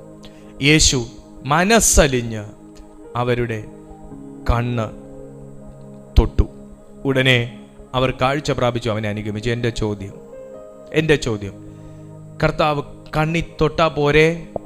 മനസ്സലിയാനും വേണ്ടി എന്താണ് യേശുവിനെ സ്വാധീനിച്ചത്? ഇപ്പം 2 കുരുടന്മാർ ഏത് രീതിയിൽ നമ്മുടെ മുമ്പിൽ വരുമെന്ന് നമ്മൾ കണ്ടിട്ടില്ലെങ്കിലും നമുക്കറിയാം. ഭർത്തിമായിയൊക്കെ ഏതവസ്ഥയിലായിരിക്കും കർത്താവിൻ്റെ അടുത്ത് വന്ന്, ആരെങ്കിലും പിടിച്ചുകൊണ്ട് കർത്താവിൻ്റെ അടുത്ത് വന്നിട്ടുണ്ടാവും, അല്ലെങ്കിൽ ഒരുവൻ മറ്റൊരുവനെ കൈ പിടിച്ചിട്ട് അവൻ നടക്കുന്ന ചുവട് വെച്ച് ഇങ്ങനെ നടന്നു പോയിട്ടുണ്ടാവും. ഓക്കെ, ശരി, നമുക്ക് അയ്യോ പാവം, പുള്ളി കാഴ്ച പ്രാപിച്ചേ കൊള്ളായിരുന്നു, ഈ ഒരു അയ്യോ പാവം ഇത് തോന്നും. പക്ഷെ മനസ്സലിഞ്ഞു പോകാനും തക്കവണ്ണം എന്തൊന്ന് യേശുവിനെ സ്വാധീനിച്ചു. എല്ലാവരെയും കണ്ടിട്ട് യേശുവിന് മനസ്സലിഞ്ഞില്ലല്ലോ. എല്ലാവരോടും മനസ്സലിഞ്ഞല്ലല്ലോ കർത്താവ് തൊട്ടത്. കർത്താവ് തൊട്ടു, അയ്യോ പാവം, അവൻ സൗഖ്യമാവണം, ഓ അവൻ്റെ വിശ്വാസം ഭയങ്കരം, നിന്റെ വിശ്വാസം പോലെ നടക്കട്ടെ. ഇതൊന്നും മനസ്സലിഞ്ഞ് സംഭവിച്ചതല്ല, അവരുടെ വിശ്വാസത്തിൽ ആശ്ചര്യപ്പെട്ട് സംഭവിച്ചതുകൊണ്ട് ശരി ഞാൻ ഇവരെ സൗഖ്യമാക്കുമെന്ന് കർത്താവ് ഇച്ഛിച്ചിട്ട് ചെയ്തതുണ്ട്. പക്ഷെ മനസ്സലിഞ്ഞ് ചെയ്തത് കുറവാണ് എന്ന് പറഞ്ഞാൽ അവരോട് മനസ്സലിയാതെ ചെയ്തു എന്നല്ല ഞാൻ പറഞ്ഞതിൻ്റെ മീനിങ്. പക്ഷെ കർത്താവ് മനസ്സലിഞ്ഞു എന്ന് പരിശുദ്ധാത്മാവ് അവിടെ അടിവരയിട്ട് എഴുതണമെങ്കിൽ അവിടെ എൻ്റെ കർത്താവിനെ ആകർഷിച്ച അല്ലെങ്കിൽ സ്വാധീനിച്ച എന്തോ ഒന്ന് ഉണ്ട്. എന്താണ് യേശുവിനെ സ്വാധീനിച്ചത്? യേശുവിനെ സ്വാധീനിച്ചതും മനസ്സലിഞ്ഞതും 30-ാമത്തെ വാക്യത്തിലോട്ട് പോയാൽ അറിയാൻ പറ്റും. അപ്പോൾ വഴിയരികെ ഇരിക്കുന്ന 2 കുരുടന്മാർ യേശു കടന്നു പോകുന്നത് കേട്ടു. കർത്താവേ, ദാവീദ് പുത്ര, ഞങ്ങളോട് കരുണ തോന്നണമേ എന്ന് നിലവിളിച്ചു. മിണ്ടാതിരിപ്പാൻ പുരുഷാരം അവരെ ശാസിച്ചപ്പോൾ, ഈ ശാസിച്ചു എന്നവിടെയൊക്കെ എഴുതിയിരിക്കുമ്പോൾ അവിടെ റെബ്യൂക്ക്ഡ് എന്നൊരു പദമാണ് കൊടുത്തേക്കുന്നത്, ശാസിച്ചു എന്ന് തന്നെ. പക്ഷേ ആ ശാസന ഒന്ന് വെറുതെ ഇരിക്കുക. ഈ ശാസന അല്ല. ശാസന പല നിലയിൽ നമുക്കൊരു വ്യക്തിയെ ശാസിക്കാം. നമുക്കൊരു വ്യക്തിയെ വഴക്ക് പറയാം, പല രീതിയിൽ പറയാം. എങ്ങനെ? മര്യാദയ്ക്ക് അവൻ പേടിക്കുന്ന രീതിയിൽ പറയാം, അല്ലെങ്കിൽ അവൻ അനുസരിക്കുന്ന രീതിയിൽ പറയാം, അല്ലെങ്കിൽ അവൻ കരയുന്ന രീതിയിൽ പറയാം. നമുക്ക് പല രീതിയിൽ ദേഷ്യപ്പെടാം, പല രീതിയിൽ ശാസിക്കാം, പല ഭാവത്തിൽ നമുക്ക് ശാസിക്കാം. എന്നാൽ യേശുവിനെ തൊട്ട സംഗതി എന്താന്ന് ചോദിച്ചാൽ ഇവരുടെ അന്ധതയല്ല, സമൂഹത്തിൽ ഇവർ അനുഭവിക്കുന്ന ശാസനയാണ്. സമൂഹത്തിൽ ഇവരനുഭവിക്കുന്ന തിരസ്കരണമാണ്. കണ്ണുണ്ടെങ്കിൽ, സ്വന്തമായിട്ട് എന്തെങ്കിലും ഒന്ന് ചെയ്യാൻ പറ്റുമെങ്കിൽ, സ്വന്തമായിട്ട് നടക്കാൻ പറ്റുമെങ്കിൽ, സ്വന്തമായിട്ട് ഒരു കാര്യം എടുക്കാൻ പറ്റുമെങ്കിൽ ഇവർക്കാരുടെ സഹായവും അഭ്യർത്ഥിക്കണ്ട, ഈ ശാസനയൊന്നും കേൾക്കണ്ട. ഇവരിപ്പോൾ ശാസിക്കപ്പെട്ടത് ആരുടെ മുഖഭാവവും കാണാത്തോണ്ട. പക്ഷേ ഇവർ നിലവിളിച്ചപ്പോൾ പലരുടെ മുഖഭാവവും കർത്താവ് കണ്ണുകൊണ്ട് കാണുക. പലരുമൊക്കെ നമ്മളൊക്കെ ചർച്ചയിൽ ഇരുന്നൊക്കെ വാവിട്ടൊക്കെ കരയുന്ന സമയം പലരും ഏറുകണ്ണിട്ടും അല്ലാതെയും വാപൊത്തിയും ഒക്കെ ചിരിക്കുകയും നോക്കുകയും പരിഹസിക്കുകയും ഉള്ളിൽ പലതും ചിന്തിക്കുകയൊക്കെ ചെയ്യും. കാരണം നമ്മുടെ ഉള്ളിലെ പെയിൻ അവരുടെ ഉള്ളിലില്ല. അപ്പം നമ്മൾ ഇങ്ങനെയൊക്കെ കിടന്ന് കരയുന്ന എന്തിനാ, ഇങ്ങനെയൊക്കെ നിലവിളിക്കുന്ന എന്തിനാ, ഇങ്ങനെയൊക്കെ ചാടുന്ന എന്തിനാ, ഇങ്ങനെയൊക്കെ കൈ അടിക്കണോ, നമ്മളുമൊക്കെ പള്ളിയിൽ പോയതല്ലയോ. പക്ഷെ അമ്മാമേ, നിങ്ങൾ അറിഞ്ഞ ദൈവ സാന്നിധ്യമല്ല ഞങ്ങൾ അറിഞ്ഞേക്കുന്നത്. നിങ്ങളെ മനസ്സിൽ നിങ്ങളുടെ പെയിൻ അല്ല ഞങ്ങളുടെ പെയിൻ, അത് തന്നെ കാരണം. നിങ്ങളുടെ പെയിൻ അല്ല ഞങ്ങളുടെ പെയിൻ, അത് തന്നെ കാരണം. ഞങ്ങളുടെ പെയിൻ ദൈവസാന്നിധ്യം അനുഭവിക്കുമ്പോൾ ആർക്കും തടഞ്ഞു വെക്കാൻ പറ്റാത്ത നിലയിൽ ചിലപ്പോൾ കണ്ണീന്നൊഴുകിയെന്നിരിക്കും, ചിലപ്പോൾ വാവിട്ട് വിളിച്ചെന്നിരിക്കും, നിലവിളിച്ചെന്നിരിക്കും. അത് പെയിനിൻ്റെ ആഴം പോലിരിക്കും. പക്ഷെ ഇതിവർ അന്ധരായതുകൊണ്ട് പലരുടെ മുഖഭാവം കാണുന്നില്ല. പലരും പല വാക്കും പറഞ്ഞ് വിളിച്ചിട്ട് എന്താ ഇല്ലടാ കുരുടാ വിളിച്ചിട്ടുണ്ടാവും. മാടത്തിരിക്കട്ടെ, അവിടെ പൊത്തുന്നില്ല, വാ അടിക്കുന്നില്ല, ഞാൻ മാറി നിൽക്കുക അവിടുന്ന്, ഗുരുവിനെ അസഹ്യപ്പെടുത്തരുത്, മാറി നിൽക്കുക അവിടുന്ന്. പല നിലയിൽ കേൾക്കുമ്പോൾ ഇവരുടെ അന്ധതയല്ല എൻ്റെ യേശുവിൻ്റെ മനസ്സലിയിച്ചത്. സുഹൃത്തെ, പല പുരുഷാരത്തിൻ്റെയും ശാസന. ശ്രദ്ധിച്ചോ, ഇത് കേട്ടോ. ഈ ശാസന, പല ശാസന നമ്മൾ കാതുകൊണ്ട് കേൾക്കുന്നു, പല പരിഹാസം കാതുകൊണ്ട് കേൾക്കുന്നു, പല കുറ്റപ്പെടുത്തൽ കാതുകൊണ്ട് കേൾക്കുന്നു. പക്ഷേ കേട്ടതിലും അധികം പുരയ്ക്കകത്തിരുന്നും കവലയിലിരുന്നും പല കെട്ടിടങ്ങൾക്കകത്തിരുന്നും പല കോണിലിരുന്നും ദിക്കിലിരുന്നും പറയുന്നതൊന്നും നമ്മൾ കേൾക്കുന്നുമില്ല, അറിയുന്നുമില്ല. പക്ഷേ ഇതൊന്നും മറവല്ലാതിരുന്ന് ഒരുത്തൻ കേൾക്കുന്നുണ്ട്. ഇവരുടെയൊക്കെ ഈ കുത്തിപ്പറച്ചിലും ഈ ചൂളകുത്തലും ഈ പരിഹാസവും ഈ ശാസനയും തന്നെയാണ് കർത്താവ് കേട്ടിട്ട് എൻ്റെ ദൈവത്തിന് ഈ 2 കുരുടന്മാരോട് മനസ്സലിഞ്ഞതും ഞാൻ നിങ്ങൾക്ക് എന്ത് ചെയ്തു തരണമെന്ന് ചോദിച്ചതും. കർത്താവേ, ദാവീദ് പുത്ര, ഞങ്ങളുടെ കണ്ണ് തുറന്ന് കിട്ടണമെന്ന് ഇവർ പറഞ്ഞതും എൻ്റെ യേശുവിൻ്റെ മനസ്സലിഞ്ഞതും. ഞാൻ വീണ്ടും പറയുന്നു, ഇവരുടെ കണ്ണ് കുരുടായിരിക്കുന്നതല്ല എൻ്റെ യേശുവിൻ്റെ മനസ്സലിയിച്ചത്. പകരം ഇവർ അന്ധരായിരിക്കുന്നതിൻ്റെ പേരിൽ സമൂഹത്തിൽ ഇവർ അവഗണിക്കപ്പെടുന്നതും ഇവർ ശാസിക്കപ്പെടുന്നതും ഇവർ തിരസ്കരിക്കപ്പെടുന്നതുമാകുന്ന ഒരു വലിയ നിന്ദയെ എൻ്റെ എൻ്റെ ദൈവത്തിൻ്റെ ശ്രദ്ധയിൽ പെടുത്തിയതാണ്, എൻ്റെ ദൈവത്തിൻ്റെ ശ്രദ്ധയിൽ പെട്ടതാണ് അവൻ്റെ മനസ്സലിഞ്ഞത്. ഞാൻ യേശുവിൻ്റെ ആത്മാവിൽ നിറഞ്ഞ് ഞാൻ ആരോടൊക്കെയോ പ്രവചിച്ച് സംസാരിക്കുന്നത് പോലെ എൻ്റെ അന്തരംഗം എന്നെ ഓർമ്മിപ്പിക്കുന്നു. പ്രിയപ്പെട്ട സുഹൃത്തെ, നിങ്ങൾ കേൾക്കുന്നത് മാത്രമല്ല, കേൾക്കാത്ത പല പരിഹാസങ്ങളും സ്വർഗം കേൾക്കുന്നത് കൊണ്ട്, നിങ്ങൾ കണ്ടത് മാത്രമല്ല, കാണാത്ത പല കാര്യങ്ങളും നിങ്ങളെക്കുറിച്ച് പലർ ചെയ്തതും പറഞ്ഞതും എൻ്റെ സ്വർഗം കണ്ടതുകൊണ്ട്, ആർക്കും അലിയാത്ത മനസ്സ് എൻ്റെ ദൈവത്തിന് ഇല്ലാത്തത് കൊണ്ട്, അവന് നിന്നോട് കരുണയുള്ളത് കൊണ്ട്, അവിടുന്ന് നിങ്ങളെ കാണുന്നത് കൊണ്ട്, നിങ്ങളെക്കുറിച്ച് പറയുന്നതും ചെയ്യുന്നതും അവൻ കണ്ണുകൊണ്ട് കാണുന്നത് കൊണ്ട്, നിന്നോട് മനസ്സലിഞ്ഞ് എൻ്റെ ദൈവം നിന്റെ കണ്ണുകൊണ്ട് കാണണമെന്ന് ഇച്ഛിക്കുന്നത് കാണത്തക്കവണ്ണം തുറന്നിരിക്കും. കാണത്തക്കവണ്ണം തുറന്നിരിക്കും. ഇന്നലെ വരെ ഇരുട്ടുകൊണ്ടൊരു തിരശീല പ്രിയപ്പെട്ടവരുടെ കണ്ണിന് മുമ്പേ മറച്ചെങ്കിൽ, കർത്താവിന്റെ മനസ്സലിവ് തന്റെ കണ്ണിന്റെ മുമ്പിൽ വലിച്ചു കെട്ടിയിരുന്ന കറുത്ത തിരശീലയെ നീക്കിയതുപോലെ നിന്റെ കണ്ണുകൊണ്ട് കാണേണ്ട നന്മകളെ, കണ്ണുകൊണ്ട് കാണേണ്ട വിടുതലുകളെ, കണ്ണുകൊണ്ട് കാണേണ്ട അഭിവൃദ്ധിയെ, കണ്ണുകൊണ്ട് കാണേണ്ട റിസൾട്ടുകളെ കാണത്തക്കവണ്ണം എന്റെ ദൈവം ആ തിരശീല നീക്കട്ടെ. ഹല്ലേലൂയ! എന്റെ ദൈവം ആ തിരശീല നീക്കട്ടെ. എന്റെ ദൈവം ആ തിരശീല നീക്കട്ടെ. എത്ര ദൈവമക്കൾക്ക് ആമേൻ പറയാൻ പറ്റും ആ വാക്കിന്? കണ്ണുകൊണ്ടുള്ള, കണ്ണിന്റെ മേലുള്ള തിരശീല എന്റെ ദൈവം നീക്കി. മർക്കോസ് എഴുതിയ സുവിശേഷം, ഞാൻ ഇതുവരെ പറഞ്ഞിട്ട് പ്രാർത്ഥിക്കാൻ പോവാ. മർക്കോസ് എഴുതിയ സുവിശേഷം 1-ാമത്തെ അധ്യായം അതിൻ്റെ 41-ാമത്തെ തിരുവചനം, അതിൻ്റെ 40-ാമത്തെ തിരുവചനം മുതൽ 42-ാമത്തെ തിരുവചനം വരെ വായിക്കും. ഒരു കുഷ്ഠരോഗി അവൻ്റെ അടുക്കൽ വന്നു മുട്ടുകുത്തി, നിനക്ക് മനസ്സുണ്ടെങ്കിൽ എന്നെ ശുദ്ധമാക്കുവാൻ കഴിയുമെന്ന് അപേക്ഷിച്ചു. യേശു മനസ്സലിഞ്ഞു, കൈനീട്ടി അവനെ തൊട്ടു. മനസ്സുണ്ട്, ശുദ്ധമാകാം എന്ന് പറഞ്ഞ ഉടനെ കുഷ്ഠം വിട്ടുമാറി, അവന് ശുദ്ധി വന്നു. Impossible, impossible. കാര്യം എന്താണെന്ന് ചോദിച്ചാൽ, ഒന്ന് കുഷ്ഠരോഗിയുടെ അടുത്ത് ആരും സംസാരിക്കത്തില്ല, അടുക്കത്തില്ല. അവൻ പാളയത്തിന് പുറത്താ. പിന്നാണോ അവൻ്റെ മേത്ത് തൊടുന്നേ? എന്നാ കേട്ടോ, ഇംപോസിബിൾ എന്ന വാക്കിൽ നിന്നും IM എടുത്തു മാറ്റിയിട്ട് പോസിബിൾ എന്ന ഒരു വാക്കാണ് യേശു മനസ്സലിഞ്ഞ് അവനെ തൊട്ടത്. പലരും പറയും, അതൊന്നും നടക്കത്തില്ല സഹോദര, അതൊക്കെ എങ്ങനെ ചെയ്യാനാ, അതൊന്നും പറ്റത്തില്ല. നടക്കുന്ന എന്തേലും ഉണ്ടേ ഇപ്പം അവനെ നടക്കുന്ന കാര്യമാണ് ബൈബിളിൽ എഴുതിയേക്കുന്നത്. എന്താണെന്നറിയാമോ? ഇംപോസിബിൾ എന്ന്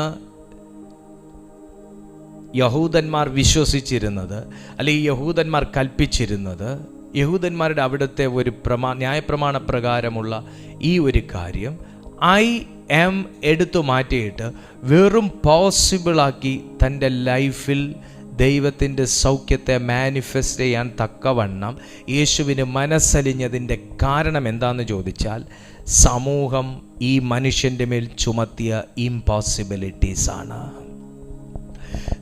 സ്വന്തം ബന്ധങ്ങൾ നമ്മുടെ മേൽ പല ഇംപോസിബിലിറ്റീസ് ചുമത്തും. നമ്മുടെ സുഹൃത്തുക്കൾ, സൗഹൃദങ്ങൾ എന്ന് നമ്മൾ വിശ്വസിച്ചിരുന്നവർ പല ഇംപോസിബിലിറ്റീസ് നമ്മുടെ മേൽ ചുമത്തും. സാത്താനീയ മണ്ഡലങ്ങൾ പല ഇംപോസിബിലിറ്റീസ് നമ്മുടെ മേൽ ചുമത്തും.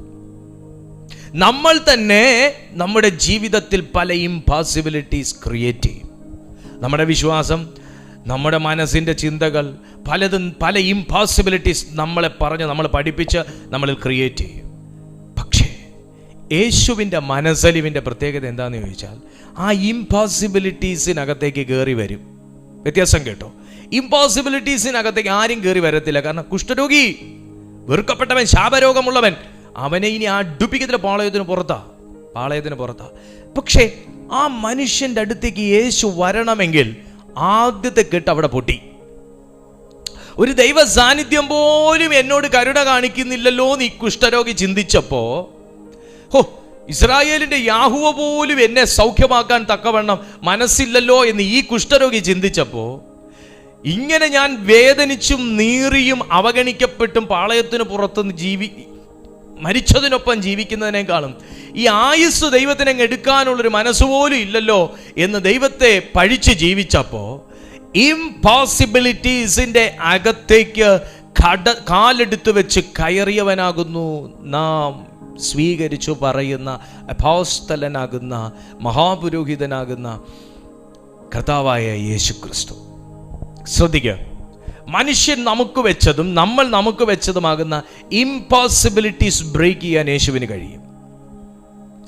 ഇംപോസിബിലിറ്റീസ് ബ്രേക്ക് ചെയ്യാൻ യേശുവിന് കഴിയും. ദൈവത്തിൻ്റെ സന്ദർശനത്തിന് കഴിയും, ദൈവത്തിൻ്റെ ശക്തിക്ക് കഴിയും, ദൈവത്തിൻ്റെ മനസ്സലിവിന് കഴിയും. ആരും അടുത്തില്ലാത്ത ഈ മനുഷ്യൻ്റെ അടുത്ത് യേശു മാത്രമേ ഉള്ളൂ, വേറെ ആരും ഇല്ല. ആരും അടുത്തില്ലാത്ത കുഷ്ഠരോഗിയുടെ അടുത്ത് ആര് വരാനാ? ആരും അടുത്തില്ലാത്ത ഈ മനുഷ്യൻ്റെ അടുത്ത് യേശു മാത്രമേ ഉള്ളൂ, അല്ലേ? ആരും നിങ്ങളുടെ കാര്യം അന്വേഷിച്ചപ്പോൾ വരുന്നില്ലല്ലോ, ആരും നിങ്ങൾക്ക് വേണ്ടി പ്രാർത്ഥിക്കുന്നില്ലല്ലോ. എന്തുകൊണ്ട് വിശേഷം? ഇന്നത്തെ വിഷയത്തിനൊക്കെ പരിഹാരമായോ എന്ന് ആൾക്കാർ വിളിച്ച് ചോദിച്ചിട്ട് കാലം കുറേ ആയല്ലോ. നിങ്ങൾ എന്ത് ചെയ്യുന്നു എന്ന് പോലും അന്വേഷിക്കാൻ ആരും ഇല്ലല്ലോ. എന്നാ കേട്ടോ, ആരും ഇല്ലാതെ പാളയത്തിന് പുറത്ത് നിൽക്കുന്ന മനുഷ്യൻ്റെ അടുത്ത് ഇപ്പോൾ ഉള്ളത് യേശു മാത്രമാണ്. ഹല്ലേലൂയ. ഇപ്പോൾ ഉള്ളത് യേശു മാത്രമാണ്. ആ യേശു മാത്രം ഉണ്ടെങ്കിൽ എന്തെങ്കിലുമൊക്കെ നടക്കും. ആള് കൂടിയ പാമ്പ് ചാകുകയില്ല എന്ന് പറയുന്ന പോലെ എല്ലാവരും ആരവാരവും കൊട്ടും മദ്ദളവും തബലയും ഒക്കെ ഉണ്ടെങ്കിൽ ചിലപ്പോൾ ഒന്നും നടന്നില്ല എന്നിരിക്കും. പക്ഷേ അടിക്കാൻ 2 കൈ ഉണ്ടെങ്കിൽ ദൈവസാന്നിധ്യം ഇറങ്ങും. ചുരുക്കി പറഞ്ഞാൽ എല്ലാ സംവിധാനങ്ങളും ഉള്ള ഇടത്ത് പോലും ദൈവസാന്നിധ്യം ഇല്ലാതിരിക്കുമ്പോൾ ഇതൊന്നുമില്ല, അടിക്കാൻ 2 കയ്യേ ഉള്ളൂ എന്ന് പറയുന്നിടത്ത് ഒരേ കൈത്താളത്തിൽ അടിക്കുമ്പോൾ ദൈവസാന്നിധ്യം ചലിക്കുന്ന ഒത്തിരി സഭകളിൽ പോകാനുള്ള ഭാഗ്യം എനിക്ക് കിട്ടിയിട്ടുണ്ട്. ആളുകൂടിയ പാമ്പ് ചാകുകയല്ല എന്ന് പറയുന്ന പോലെ ആരും ഇല്ലാത്തടത്ത് ദൈവസാന്നിധ്യം ഉണ്ടെങ്കിൽ എന്തെങ്കിലുമൊക്കെ നടക്കും. ഒരാമേൻ പറ. ആരും ഇല്ലാത്തടത്ത് ദൈവസാന്നിധ്യം ഉണ്ടെങ്കിൽ എന്തെങ്കിലുമൊക്കെ നടക്കും. അപ്പോൾ ഇവിടെ പറഞ്ഞതാ, അവൻ ഗലീലയിലൊക്കെയും അവരുടെ പള്ളികളിൽ ചെന്ന് പ്രസംഗിക്കുകയും ഭൂതങ്ങളെ പുറത്താക്കുകയും ചെയ്തു. ഒരു കുഷ്ഠരോഗി അവൻ്റെ അടുക്കൽ വന്ന് മുട്ടുകുത്തി, നിനക്ക് മനസ്സുണ്ടെങ്കിൽ എന്നെ ശുദ്ധമാക്കുവാൻ കഴിയുമെന്ന് അപേക്ഷിച്ചു എന്ന് പറയുമ്പോൾ അനേകരുടെ മനസ്സിൻ്റെ വെറുപ്പ് കണ്ട് മടുത്തൊരു മനുഷ്യനായി കുഷ്ഠരോഗി. ഈ കുഷ്ഠരോഗി അനേകരുടെ മനസ്സില്ലായ്മ കണ്ട് ജീവിതം വെറുത്തൊരു മനുഷ്യനാണ്. നിങ്ങൾക്ക് ഭാരം ഉണ്ടെന്നറിയാം, കഷ്ടപ്പാടുണ്ടെന്നറിയാം, ദുഃഖം ഉണ്ടെന്നറിയാം, ദുരിതം ഉണ്ടെന്നറിയാം, സങ്കടം ഉണ്ടെന്നറിയാം, പ്രാർത്ഥനാ വിഷയം ഉണ്ടെന്നറിയാം, അതിനൊരു വിടുതൽ കൊതിക്കുന്നുണ്ടെന്നറിയാം. പക്ഷേ ആർക്കും ഇല്ലാത്തൊരു സാധനം എന്താ? മനസ്സ്. എന്താ? മനസ്സ്. ഈ മനസ്സില്ലായ്മ കണ്ട് നമ്മുടെ മനസ്സ് മുരടിച്ചു കാലം കുറേയായി. ഇത് ഈ മനുഷ്യൻ കണ്ടു, ഈ കുഷ്ഠരോഗി കണ്ടു. പലരുടെയും മനസ്സില്ലായ്മ, പലരുടെയും മനസ്സിൻ്റെ വെറുപ്പ്, പലരുടെയും മനസ്സിൻ്റെ കയ്പ് ഈ മനുഷ്യൻ കണ്ണുകൊണ്ട് കണ്ട് ശരീരത്തിൽ അനുഭവിക്കുന്ന കുഷ്ഠത്തിൻ്റെ നീറ്റലിനേക്കാൾ നീറ്റലാണ് മനുഷ്യനിൽ നിന്നുള്ള അവഗണനയുടെ നീറ്റൽ. അത് അനുഭവിച്ചവർക്കറിയാം. മനുഷ്യൻ അവഗണിക്കുന്നതും മനുഷ്യൻ ഒറ്റപ്പെടുത്തുന്നതും മനുഷ്യൻ മനഃപൂർവ്വമായിട്ട് അവഗണിക്കുന്നതും പരിഹസിക്കുന്നതും ഒക്കെ നമ്മുടെ ജീവിതത്തിൽ ഏറ്റുവാങ്ങുമ്പോൾ ഒരു പെയിൻ അനുഭവിച്ചവർക്കറിയാം. അപ്പം സ്വന്തം ശരീരത്തിൽ വഹിക്കുന്ന കുഷ്ഠം എന്ന മഹാവ്യാധിയേക്കാൾ നീറ്റല ഈ മനസ്സിനകത്ത് കണ്ടുകൊണ്ടും കൊണ്ടുകൊണ്ടും ഇരിക്കുന്ന ഈ നീറ്റൽ. അതുകൊണ്ടാണ് യേശുവിൻ്റെ മുമ്പിൽ ഒന്ന് മുട്ടുകുത്തിയിട്ട് യേശുവിൻ്റെ മനസ്സിനെ ചോദിച്ചത്. ആദ്യം സൗഖ്യത്തെ ചോദിച്ചില്ല, മനസ്സിനെ ചോദിച്ചു. യേശുവിൻ്റെ മനസ്സിനെ ചോദിക്കുന്ന ആരും ഇതിനകത്തൊക്കെ ഉണ്ട്. സൗഖ്യം ചോദിച്ചില്ല. നിനക്ക് മനസ്സുണ്ടെങ്കിൽ മനസ്സാ ചോദിച്ചേ. എന്നെ ശുദ്ധമാക്കുവാൻ കഴിയും. അപ്പോൾ കഴിയുമെന്ന് വിശ്വസിച്ച കാര്യവും ഈ കുഷ്ഠരോഗി ആവശ്യപ്പെട്ടത് കർത്താവിൻ്റെ മനസ്സുമാണ്. സുഹൃത്തെ, നമുക്കൊക്കെ ആവശ്യം ദൈവത്തിൻ്റെ മനസ്സാണ്. ഹല്ലേലൂയ. അഭിഷേകമൊക്കെ ഉണ്ട്, കൃപയും ഉണ്ട്, പ്രാർത്ഥനയും ഉണ്ട്, വരദാനങ്ങളും ഉണ്ട്, എല്ലാം ഉണ്ട്. പക്ഷെ പലർക്കും മനസ്സില്ല. ഈ കുഷ്ഠരോഗി ഡിമാൻഡ് ചെയ്തത് യേശുവിൻ്റെ സൗഖ്യവും അത്ഭുതവും തീയും ഒന്നുമല്ല, ശുദ്ധമാക്കുവാൻ കഴിയുമെന്ന് ഈ മനുഷ്യൻ ഉറച്ചതാ. പക്ഷേ കുഷ്ഠരോഗി തേടിയത് യേശുവിൻ്റെ മനസ്സാണ്. സുഹൃത്തെ, നമുക്ക് ഭൂതങ്ങളെ പുറത്താക്കാനൊക്കെ ആഗ്രഹമുണ്ട്, രോഗിയെ സൗഖ്യമാക്കാൻ ആഗ്രഹമുണ്ട്, വിടുതൽ ശുശ്രൂഷകളൊക്കെ ചെയ്യാൻ ഭയങ്കര ആഗ്രഹമുണ്ട്, വളരാനും ഉയരാനും ഒക്കെ പ്രശസ്തനാകാനൊക്കെ ഭയങ്കര ആഗ്രഹമുണ്ട്. പക്ഷേ നമ്മൾ കാത്തു സൂക്ഷിക്കേണ്ട ഒരു കാര്യം, ഒരു കുഷ്ഠരോഗിയെ സൗഖ്യമാക്കണമെങ്കിലും ഭൂതത്തെ പുറത്താക്കണമെങ്കിലും ഭാവിയെ മാനസാന്തരപ്പെടുത്തണമെങ്കിലും എന്തിനും ഒരു മനസ്സ് വേണം. എന്തോ വേണം? ഒരു മനസ്സ് വേണം. മനസ്സ് വേണം. നമുക്ക് വിടുതൽ വേണമെന്നറിയാം, പക്ഷെ നമുക്കൊരു മനസ്സുണ്ടാവണം. മറ്റുള്ളവൻ്റെ പെയിൻ കാണാനുള്ളൊരു മനസ്സുണ്ടാവണം, മറ്റുള്ളവൻ്റെ ദുഃഖം കാണാനുള്ളൊരു മനസ്സുണ്ടാവണം, അവനെ ഹെൽപ്പ് ചെയ്യാനൊരു മനസ്സുണ്ടാവണം. ഈ മനസ്സാണ് ഈ കുഷ്ഠരോഗി ക്ലെയിം ചെയ്ത് ഡിമാൻഡ് ചെയ്തത്. നിനക്ക് മനസ്സുണ്ടെങ്കിൽ, കാരണം കർത്താവേ, ഞാൻ മനസ്സുള്ളവനെ കണ്ടിട്ട് കാലങ്ങളായി, നിനക്കും എന്നോട് ഇനി അകൽച്ചയാണോ? ഞാൻ കുഷ്ഠം ബാധിച്ചവനാ. നിനക്കും എന്നോട് ഇനി അകൽച്ചയാണോ? നിനക്ക് മനസ്സുണ്ടെങ്കിൽ എന്നെ ശുദ്ധമാക്കുവാൻ കഴിയും. കാരണം ഇങ്ങനെ മുന്നിൽ വന്ന് ഒരുത്ത് നിൽക്കുമ്പോൾ മാറടാ മുന്നിൽ നിന്ന്, നിന്നെ ആരാടാ എൻ്റെ അടുത്തേക്ക് കടത്തി വിട്ടേന്ന് പറഞ്ഞ് ആട്ടിപ്പായിച്ച മനസ്സില്ലാത്ത ആൾക്കാരെ കണ്ടാ കർത്താവേ ഞാൻ ഇന്ന് രാവിലെ വരെ നേരം പുലർത്തിയത്. പക്ഷെ നീ എതിരേറ്റ് വരുന്നു, നീ അത്ഭുതങ്ങൾ ചെയ്യുന്നു ഞാൻ കേട്ടു.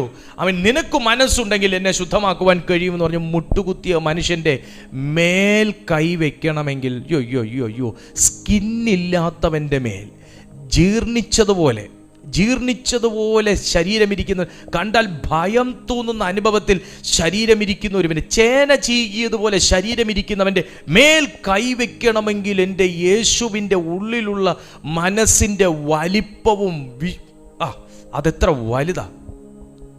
നമ്മളിവിടെ കാലിന്മേൽ ഒരു മുറിവ് കാണുമ്പോൾ യോ എനിക്ക് കാണാൻ മേലായേ എന്ന് പറഞ്ഞ് ഓടി പന്തളം തൊടുന്നവരാൾക്കാർ. പക്ഷേ ഇവിടെ ഒരു മനുഷ്യൻ ശരീരത്തിൽ സ്കിന്നില്ലാതെ ആകെ മൊത്തം കണ്ട ഭയപ്പെട്ടു പോകുന്ന വികൃത രൂപവുമായിട്ട് മുമ്പിൽ നിന്നിട്ട് മനസ്സുണ്ടെങ്കിൽ ശുദ്ധമാക്കുവാൻ കഴിയുമെന്ന് പറയുമ്പോൾ ഞാൻ ഇങ്ങനെ പറഞ്ഞോട്ടെ, ഇപ്പം ഞാൻ യേശുവാന്ന് വെച്ചോ, എനിക്ക് മേത്ത് തൊടേണ്ട കാര്യമില്ലല്ലോ, സൗഖ്യമാകാം എന്ന് പറഞ്ഞാൽ സൗഖ്യം ആകത്തില്ലേ? കാരണം ഞാൻ യേശുവല്ലേ. സൗഖ്യം ആകാന്ന് പറഞ്ഞാൽ സൗഖ്യം ആകുമല്ലോ. അങ്ങനെ ചെയ്തിട്ടുണ്ടല്ലോ. പക്ഷേ അവൻ്റെ മേൽ കൈ വെക്കണമെങ്കിൽ അത് വേറെ ഉദ്ദേശമാണ്. എന്താണെന്നറിയാവോ? കമ്പാഷൻ, സ്നേഹം. ഞാനൊരു വ്യക്തിയോട് സംസാരിക്കുന്നതും അവൻ്റെ മേത്ത് കൈവെച്ച് ഞാൻ സംസാരിക്കുന്ന രണ്ടും രണ്ടാണ്. അതൊക്കെ അനുഭവിച്ചവരുണ്ടെങ്കിൽ അറിയാം. എൻ്റെയൊക്കെ മേത്ത് ഒരു വ്യക്തി കൈവച്ച് സംസാരിച്ച് എൻ്റെ കണ്ണ് നിറയും.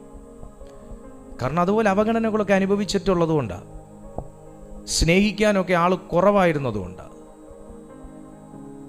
ഇതൊക്കെ അനുഭവിച്ച് വളർന്നത് കൊണ്ട് ഞാൻ എൻ്റെ മുമ്പിൽ വരുന്ന വ്യക്തികളെ കണ്ടും അറിഞ്ഞുമാണ് ഞാൻ ശുശ്രൂഷിക്കുന്നത്. നമ്മൾ ചെന്ന് ചില സഹോദരന്മാരുടെയൊക്കെ മേൽ, ഞാൻ കഴിഞ്ഞ പ്രാവശ്യം ഒരിടത്ത് മീറ്റിങ്ങിന് പോയ സമയത്ത് അവിടെ ചെന്ന് എന്തോ എനിക്ക് തോന്നി അങ്ങനെ ചെയ്യാൻ. പ്രത്യേകിച്ച് ഇങ്ങനെ പരിശുദ്ധാത്മാവ് ഉള്ളി പറഞ്ഞതോ അങ്ങനെയൊന്നുമല്ല. ഞാൻ എല്ലാവരുടെ തലയിൽ കൈവച്ചു, ചിലരുടെ തലയിൽ കൈവച്ചില്ല. പക്ഷെ എനിക്ക് ഒരു ബ്രദറിൻ്റെ അടുത്ത് ചെന്നപ്പോൾ എനിക്ക് അവനെ കെട്ടിപ്പിടിക്കണമെന്ന് തോന്നി. മീൻസ് തോളോട് തോൾ ചേർത്ത് നിർത്തണം.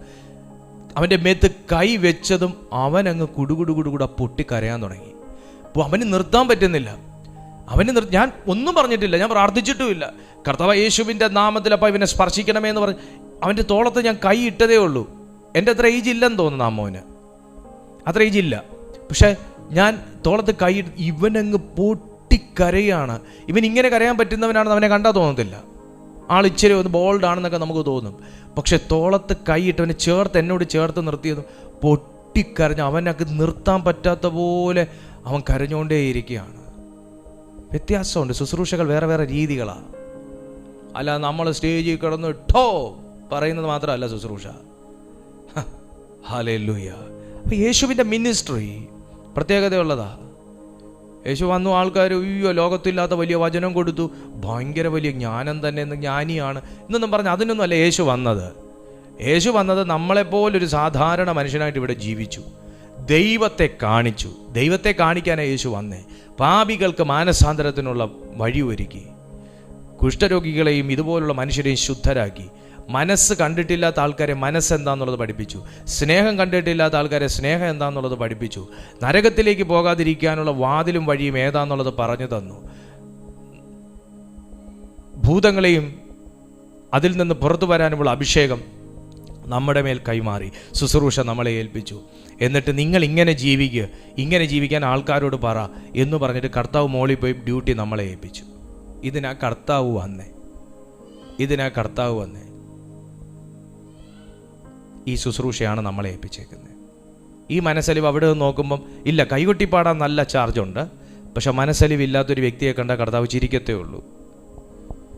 സ്പ്രിങ് പോലെ ചാടാനുള്ള അഭിഷേകമുണ്ട്. പക്ഷെ മനസ്സലിവില്ലാത്തൊരു മനുഷ്യനെ കണ്ട ചിരിക്കത്തേ ഉള്ളൂ. ഹല്ലേലൂയ. യേശു മനസ്സലിഞ്ഞ് കൈ നീട്ടി അവനെ തൊട്ടത് കുരുടനെ അല്ലാന്ന് ഓർക്കണം, കുഷ്ഠരോഗിയെ. തൊടാവോ, അടുക്കാവോ? ഞാൻ ദൂത് പറയാം. ആരും അടുത്ത് വന്നില്ലേലും വിശ്വസിച്ചോ, ആരും അടുത്ത് വന്നില്ലേലും തമ്പുരാൻ അടുത്ത് വരും. എൻ്റെ കർത്താവ് അടുത്ത് വരും. ആരും തൊടാത്ത കേസ് കർത്താവ് തൊടും.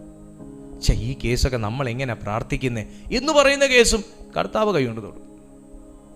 കർത്താവ് കൈകൊണ്ട് തൊടും, കർത്താവ് കൈകൊണ്ട് തൊടുമെന്ന്.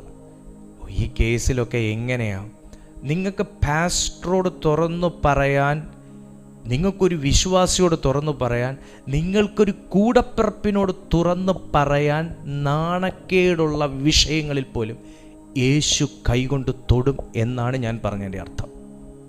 അത് കർത്താവ് തൊട്ടാൽ ശുദ്ധമാകും, അത് കർത്താവ് തൊട്ടാൽ ഹീലാകും, അത് കർത്താവ് തൊട്ടാൽ കേസ് സെറ്റിൽ ചെയ്യപ്പെട്ടിരിക്കും. ഹല്ലേലൂയ. അതാ ദൈവത്തിൻ്റെ മനസ്സലിവിൻ്റെ പ്രത്യേകത. ദൈവത്തിൻ്റെ മനസ്സലിവിൻ്റെ പ്രത്യേകത. ഞാൻ ഇനി സംസാരിച്ചാൽ സമയത്തിന് നീണ്ടുപോകും, ഞാൻ ഇവിടെ നിർത്തുക. ദൈവത്തിൻ്റെ മനസ്സലിവിൻ്റെ പ്രത്യേകത എന്ന് പറഞ്ഞാൽ അതങ്ങനെയാ. ഹല്ലേലൂയ.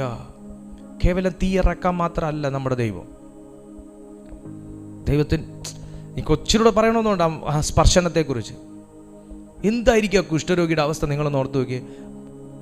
ഒരു ആൾ തൊട്ടത് വിട്, ഒരാൾ അടുത്തു വന്ന് സംസാരിച്ചിട്ട് ഈ മനുഷ്യന് കുഷ്ഠം വന്ന് അത്ര വർഷമായി. ഒരാൾ അടുത്തു വന്ന് മര്യാദയ്ക്ക് പേര് വിളിച്ച് സംസാരിച്ചിട്ട് ഈ മനുഷ്യന് കുഷ്ഠം വന്ന അത്രയും ആണ്ടായിന്ന്.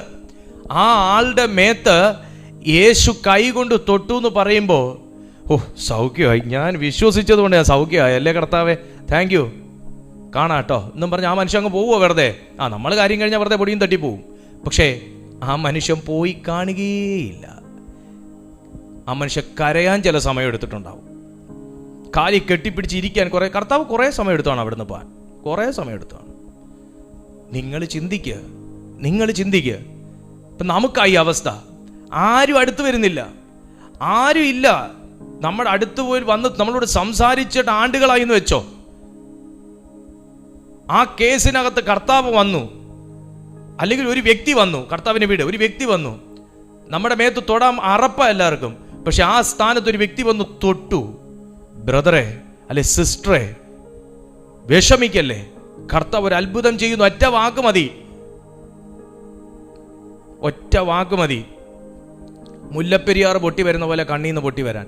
ആണെന്നോ അല്ലെന്നോ? അപ്പൊ പിന്നെ ഈ കുഷ്ഠരോഗിയുടെ അവസ്ഥ നമ്മളൊന്ന് ചിന്തിച്ചു നോക്ക്. ഈ മനുഷ്യ പാളയത്തിന് പുറത്തായിട്ട് കുഷ്ഠം വന്ന അത്ര ആണ്ടായി. ആളോട് ആൾ സംസാരിച്ചിട്ട് ആണ്ടുകളായി.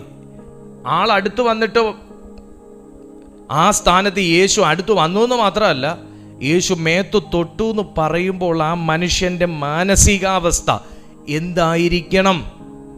മുല്ലപ്പെരിയാർ മാത്രം പൊട്ടിയാൽ മതിയോ? ലോകത്തുള്ള മുഴുവൻ നദിയും പൊട്ടി കാണൂലേ? മുഴുവൻ അണക്കെട്ടും പൊട്ടി കാണൂലേ? ആ മനുഷ്യന്റെ കണ്ണീന്ന് ഉള്ളീന്ന് വർഷങ്ങൾ ആ മനുഷ്യൻ അനുഭവിച്ച മാനസിക ദുഃഖം, വർഷങ്ങൾ അനുഭവിച്ച പിരിമുറുക്കം, വർഷങ്ങൾ അനുഭവിച്ച ഒറ്റപ്പെടൽ, ഇതെല്ലാം ആ ഒരു കണ്ണുനീരി കൂടെ ഒലിച്ചു പോയി കാണില്ലേ? അതാ യേശു നമ്മുടെ ജീവിതത്തിൽ വന്ന് സ്പർശിച്ചാലുള്ള പ്രത്യേകത. എത്ര പഴകിയ മനോദുഃഖങ്ങളും മാനസിക മുറിവുകളും ഒഴുകിപ്പോകും. ഹല്ലേലൂയ. കർത്താവിനെ വിട്ടു കാണത്തില്ല മനുഷ്യൻ, കെട്ടിപ്പിടിച്ച് കാണും, ചുംബിച്ച് കാണും, കാലിൽ നിന്ന് വിടത്ത് പോവല്ലേ കർത്താവേ, എന്നെ കൂടെ കൊണ്ടുപോകും എന്ന് പറഞ്ഞു കാണും. എനിക്ക് വേണ്ട, എനിക്ക് ഈ ഭൂമി ജീവിക്കണ്ട, ഞാൻ അങ്ങോട്ട് കൂടെ വരാം, അങ്ങ് എവിടെ പോയാലും ഞാൻ കൂടെ വരാം പറഞ്ഞു കാണും. ഹല്ലേലൂയ. അതാ ദൈവത്തിൻ്റെ സ്നേഹം, കർത്താവിൻ്റെ മനസ്സലിവ്. സുഹൃത്തെ, അതുപോലെ മനുഷ്യൻ കൈവെക്കാൻ മടിച്ചതും, മനുഷ്യൻ ഇടപെടാൻ മടിച്ചതും, മനുഷ്യൻ ചെയ്തു തരാൻ മടിച്ചതുമാകുന്ന കേസുകളെയൊക്കെ അബ്ബായുടെ കയ്യിലേക്ക് കൊടുക്കുക. ദൈവത്തിൻ്റെ മനസ്സിലേക്കൊന്ന് നോക്ക്. നമ്മൾ മനുഷ്യൻ കെട്ടി ഉയർത്തി വരച്ചു വെച്ചിരിക്കുന്ന ദൈവം എന്ന കൺസെപ്റ്റിൽ നിന്ന് നമ്മുടെ ദൈവത്തിൻ്റെ മനസ്സിലേക്കൊന്ന് നോക്ക്. ദൈവത്തിൻ്റെ സ്നേഹം നിനക്ക് ആ മനസ്സിൽ നിന്ന് കാണാൻ സാധിക്കും. യേശുവിൻ്റെ നാമത്തിൽ അത് കാണാൻ സാധിക്കും. എല്ലാ കണ്ണുകളും ദൈവസന്നിധിയിൽ അടഞ്ഞിരിക്കുമ്പോൾ ഒരു സ്പർശനത്തിന് വേണ്ടി കൊതിക്കുന്ന എത്ര ദൈവമക്കളുണ്ട്. ഒരു സ്പർശനത്തിന് വേണ്ടി കൊതിക്കുന്ന അപ്പാ എന്ന് വിളിക്കുന്ന, എന്നോട് മനസ്സലിയണമെന്ന് പറയുന്ന എത്ര ദൈവമക്കളുണ്ട് ഇതിനകത്ത്. അവരെ എൻ്റെ കർത്താവ് ഇന്ന് സന്ദർശിക്കാൻ പോകുവാണ്. ഒരു സന്ദർശനം മനുഷ്യൻ നമ്മുടെ വീട്ടിൽ ചെയ്യാൻ മടിച്ചപ്പോൾ, ഒരു സ്പർശനവും ഒരു സന്ദർശനവും ആവശ്യമുണ്ടെന്ന് അറിഞ്ഞിട്ടും നമ്മുടെ വീട് സന്ദർശിക്കാൻ പലരും മടിച്ചപ്പോൾ, നമ്മുടെ അടുത്ത് വരാൻ പലരും മടിച്ചപ്പോൾ, നമ്മളെ തൊടാൻ പലരും മടിച്ചപ്പോൾ, നമ്മളെ സ്നേഹിക്കാൻ പലരും മടിച്ചപ്പോൾ, നമ്മളെ ചേർത്ത് നിർത്താൻ പലരും മടിച്ചപ്പോൾ, എൻ്റെ കർത്താവ് അകലം പാലിക്കാതെ നമ്മുടെ അടുത്തേക്ക് വന്നത് അകലം പാലിക്കാതെ നമ്മുടെ അടുത്തേക്ക് വന്നത്, ഒരു പുതിയ ജീവിതം നമ്മുടെ ലൈഫിൽ ഉണ്ടാകാനിടയായില്ലേ? ഒരു പുതിയ പ്രതീക്ഷ നമ്മുടെ ലൈഫിൽ ഉണ്ടാകാനിടയായില്ലേ?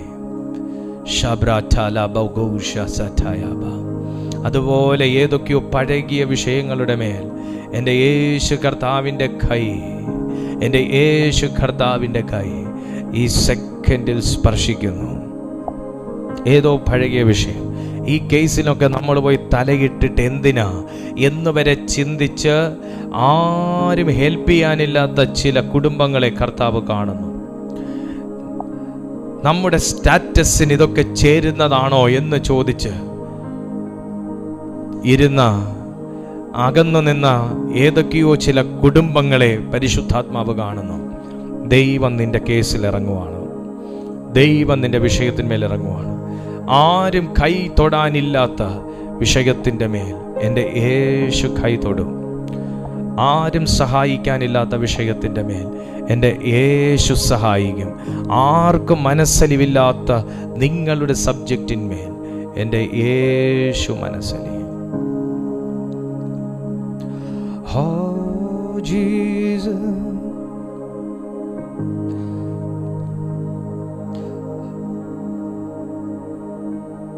Horama Shanteli Bausiante, Jesus. കർത്താവ് ഉള്ളത് കൊണ്ട് നിനക്ക് ആകുലത വേണ്ട. യേശു ഉള്ളത് കൊണ്ട് ആകുലത വേണ്ട.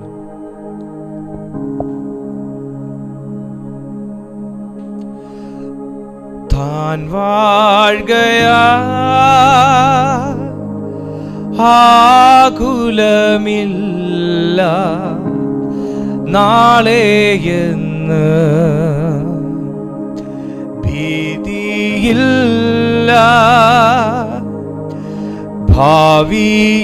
ഭാവിയെല്ലാം തൻ കയ്യിലെന്നോ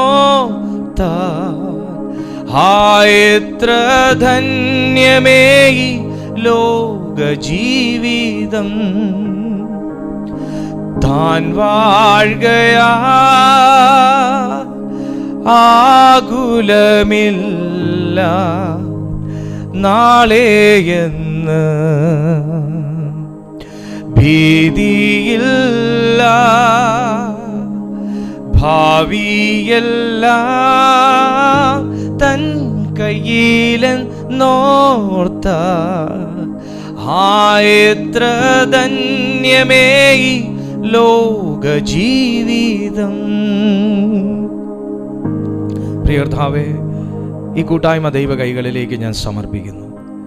എൻ്റെ ദൈവത്തിൻ്റെ കരുണയും ശക്തിയും വിടുതലും വീര്യവും ഇന്നത്തെ ഈ സന്ദേശത്തിൽ വെളിപ്പെടുത്തിയതിനായി സ്തോത്രം. എൻ്റെ കർത്താവേ, ഞങ്ങളെ ഒരുമിച്ച് അനുഗ്രഹിക്കണമേ. ഓരോ ഭാരത്തിനകത്തും നിരാശയ്ക്കകത്തും നെടുവീർപ്പിനകത്തും ആശങ്കകൾക്കകത്തുമായിരിക്കുന്ന പ്രിയപ്പെട്ട ദൈവമക്കളെ കേട്ട വചനത്തിൻ്റെ ശക്തിയാൽ യേശുവിൻ്റെ മനസ്സനുവിനാൽ സ്പർശിച്ച് ഒരു വിടുതൽ നൽകണമെന്ന് ഞാൻ പ്രാർത്ഥിക്കുന്നു. ഇവരെ ഞാൻ നിറഞ്ഞ മനസ്സോടെ ബ്ലസ് ചെയ്യുന്നു. മഹത്വവും മാനവും അങ്ങേക്ക് യേശുവിൻ നാമത്തിൽ തന്നെ. ആമേൻ. കർത്താവിൻ്റെ കൃപ നമ്മളോടുകൂടി ഇരിക്കുമാറാകട്ടെ. എല്ലാ ദിവസവും രാവിലെ 6:30 മണിക്കും വൈകുന്നേരം 6:30 മണിക്കും ഇതേ പ്ലാറ്റ്ഫോമിൽ മീറ്റിംഗ് ഉണ്ടെന്ന് നിങ്ങൾക്കറിയാം. അതുകൊണ്ട് നിങ്ങൾ തുടർച്ചയായിട്ടുള്ള ഈ മീറ്റിങ്ങിൽ ജോയിൻ ചെയ്താട്ടെ. ഒപ്പം നിങ്ങൾക്ക് കഴിയുമെങ്കിൽ മറ്റുള്ളവർക്കും കൂടെ ഈ വീഡിയോ നിങ്ങൾ ഷെയർ ചെയ്ത് അവരെ കൂടെ അനുഗ്രഹത്തിൻ്റെ പങ്കാളികളാക്കിയാട്ടെ. ദൈവം നിങ്ങളെല്ലാവരെയും അനുഗ്രഹിക്കും. നമുക്ക് അടുത്ത ദിവസം ഒരുമിച്ച് കാണാം. അതുവരെ അത്യുന്നതനായ കർത്താവിൻ്റെ ചെറുകടിയിൽ സ്വർഗം നമ്മളെ സൂക്ഷിക്കുമാറാകട്ടെ.